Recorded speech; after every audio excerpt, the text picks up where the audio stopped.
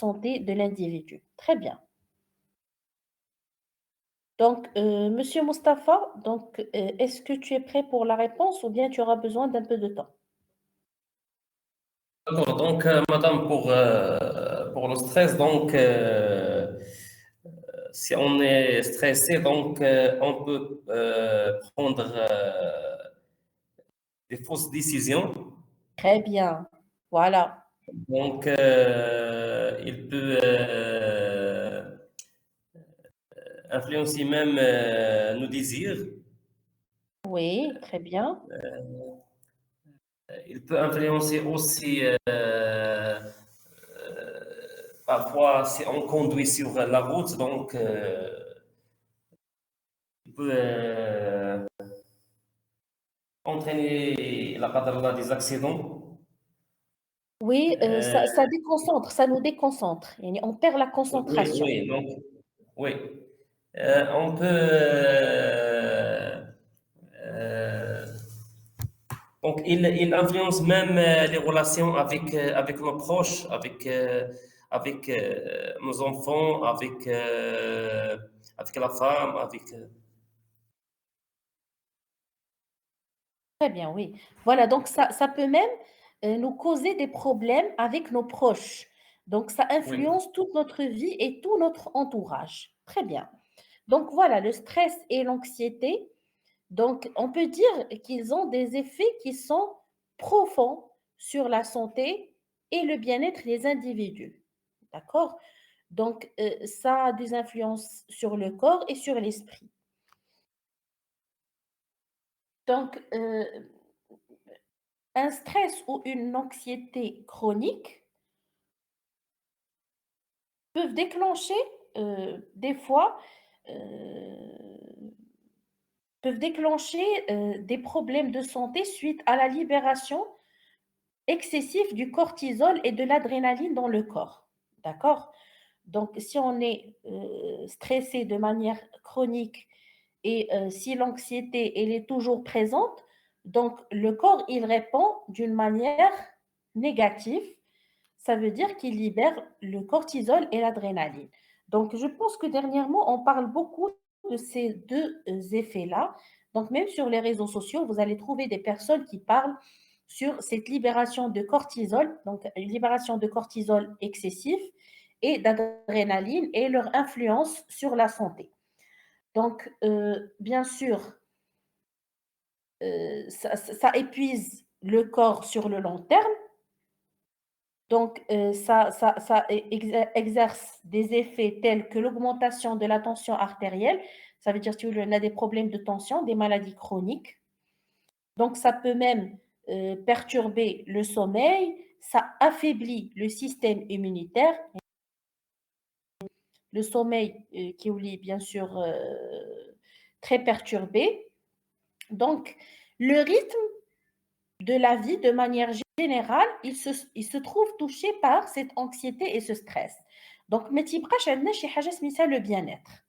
Donc, le bien-être, il n'est plus là, puisque la santé, elle est touchée, le système immunitaire, il est touché, le sommeil, il est touché, donc il y a un problème là. Donc, automatiquement, si on a une perturbation du sommeil, on a une perturbation au niveau de l'alimentation, on a un manque de concentration, on a la prise de décision qui est bien sûr aléatoire, donc on ne peut pas réfléchir correctement parce qu'on est déjà sous une situation très vulnérable. Donc voilà, donc on a également des problèmes qui peuvent être générés par le stress et l'anxiété. Ce sont des problèmes liés à l'estomac, à la digestion, aux troubles intestinaux, au système nerveux.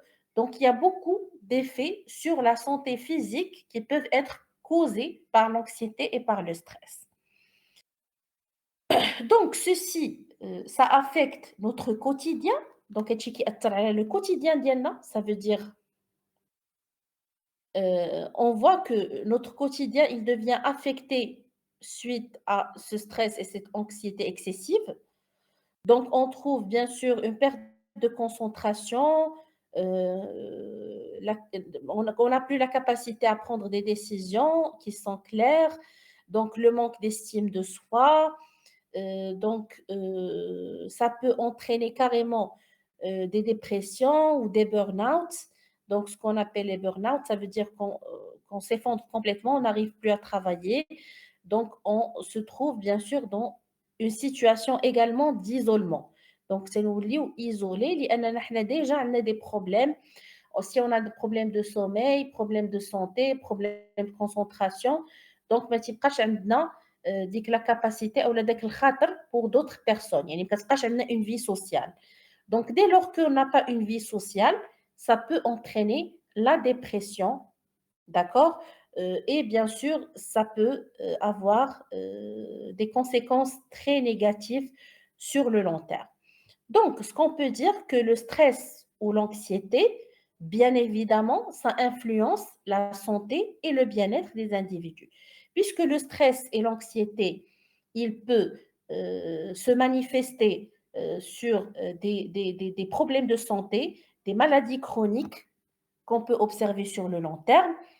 Et aussi, ça affecte le bien-être puisque l'équilibre général du corps et de l'esprit, il se trouve touché par ce stress et cette anxiété. Donc, on n'a plus d'équilibre de sommeil, plus d'équilibre d'alimentation, plus d'équilibre social. Donc, voilà, et on perd les pédales, comme on dit. D'accord. Est-ce que c'est clair pour vous maintenant? Oui, c'est clair, madame. Très bien. Donc, maintenant, la troisième et la dernière question. Discuter les différentes stratégies qui peuvent permettre d'améliorer le bien-être et la santé des individus dans le cadre de la société actuelle. Donc, il faut être honnête vis-à-vis de soi. On a tous des problèmes liés, bien sûr, à l'équilibre, bien sûr, du bien-être et de la santé. Donc, actuellement, on vit sous stress. On a beaucoup de problèmes au niveau du travail, parfois même au niveau personnel. Donc, on est tous sous l'engrenage du stress et de l'anxiété. Donc, vous allez imaginer votre situation, bien la situation d'une personne qui vous est proche. Donc, quelles sont les stratégies qu'on peut faire pour résoudre un problème lié, bien sûr, à l'amélioration du bien-être et de la santé? D'accord. Donc, la société actuelle, bien sûr, elle est caractérisée par le stress. عندنا كنلقاو كلشي مزروب كلشي sous pression كلشي عنده ديما ما يدار la journée elle n'est pas suffisante pour achever tout ce qu'on doit faire donc on est automatiquement sous stress. Donc vous allez imaginer que vous allez faire une stratégie. C'est comme si vous donnez le conseil à vous-même ou bien à une personne proche, comment elle peut sortir de cette situation, bien sûr, de perte et de contrôle sur sa vie pour améliorer son bien-être et sa santé. D'accord.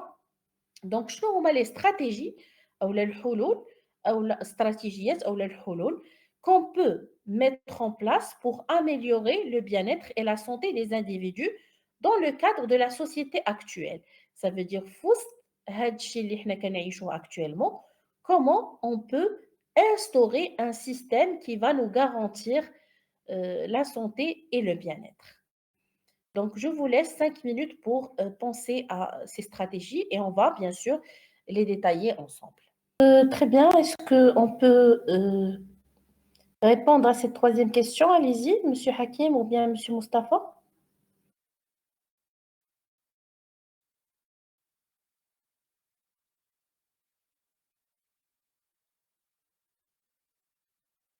Oui, d'accord, madame, je vais situer quelques stratégies pour améliorer, bien sûr, le bien-être et la santé. C'est par exemple d'équilibrer la vie professionnelle et la vie personnelle pour éviter le burn-out. Aussi, développer des pensées positives et rester optimiste. Exprimer les émotions avec des proches ou de personnes de confiance pour évacuer les tensions. Passer plus de temps avec les proches pour le soutien moral et pour éviter l'isolement. S'engager dans des activités collectives, comme par exemple des excursions de voyage. Ce sont des pratiques en groupe, comme ça, la personne se sentir intégrée et utile. Oui, oui, très bien. Donc même, bien sûr, la participation à des activités sociales peut améliorer, bien sûr, le bien-être de la personne. Très bien. Oui, Oui, quoi d'autre? c'est tout. C'est tout. Donc, Monsieur Mustapha, allez-y. Donc, je parle de mon expérience. Donc, pour éviter le stress, donc j'essaie de travailler chez moi pour être toujours à jour, pour être à jour. Oui, J'essaie de faire la distinction entre la vie professionnelle et personnelle. oui, Et à la sortie de l'établissement, donc, je laisse les problèmes là-bas. oui, Euh, Éviter de rencontrer les collègues en dehors du travail pour éviter de discuter les problèmes hors temps de travail. oui. Pratiquer des loisirs pour réduire le stress. Sortir avec les amis pour oublier les travail, réduire le stress et aussi pour éviter l'isolement. Très bien, oui. Donc voilà, donc il y a plusieurs stratégies que l'on peut adopter pour dépasser un petit peu le stress et améliorer son bien-être. Donc, comme vous avez dit tout à l'heure, on peut pratiquer des activités sociales. Donc, des activités sociales, bien sûr, comme des voyages, des programmes, bien sûr, que ça soit avec des personnes, des collègues ou bien d'autres amis que l'on connaît ou bien en famille même.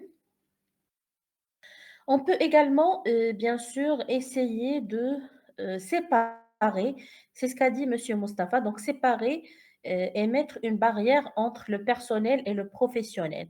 Donc comme ça, il n'y aura pas ce problème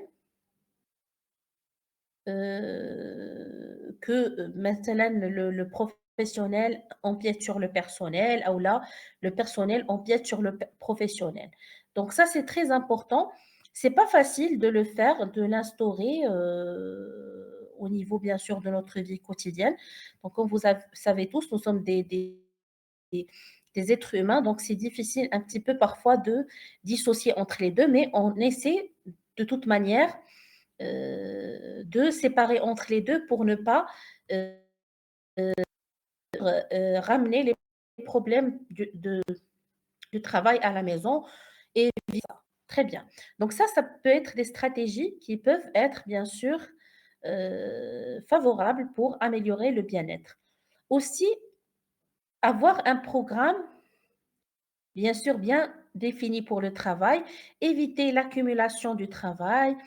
Donc, essayer bien sûr de renforcer ces liens sociaux, même au niveau bien sûr du travail, essayer d'assurer un bon environnement de travail qui est positif, avec une énergie positive.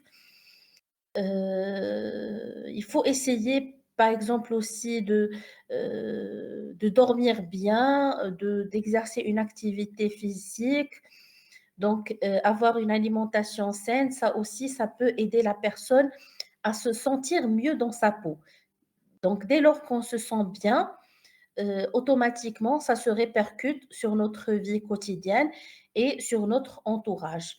Et bien sûr, il faut essayer de limiter, comme on a dit bien sûr dans la première partie, dans la présentation, donc essayer un petit peu de gérer ses émotions, maîtriser un petit peu l'influence de la colère,